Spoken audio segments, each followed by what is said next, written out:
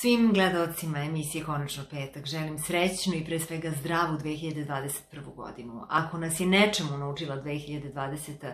to je onda koliko je život dragocen. I nadam se da ćemo sledeće godine biti još pažljiviji jedni prema drugima i da će ljubav, solidarnost, jedinstvo biti naši najdragoceniji saveznici u borbi za naše zdravlje. Volim vas puno i budite mi dobro. Zdravo!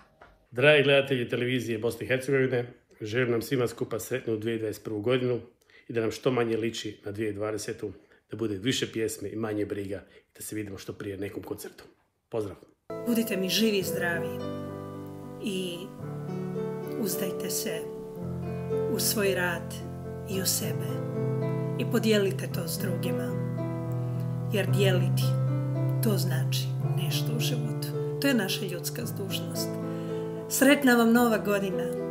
Voli vas vaša Kalijopi. Svim gledalcima Bosansko-hercegovačke radio televizije srećnu novu godinu, puno zdravlja u novoj godini i sreće želi od srca Bajaga. Srećna nova godina. Želim vam svima mnogo zdravlja, toplih zagrljaja i lijepih riječi. Nadam se da će nam nova godina svima donijeti puno više lijepih trenutaka nego što smo ih imali u prošloj. Pozdrav svima, ja sam Luka Nižetić i želim od srca čestit Božić i najljepšu 2021. godinu svim gledateljima i gledateljicama televizije Bosne i Hercegovine. Ljubim vas, nemojte se sekirati, ostanite zdravi i volite se. Pusa.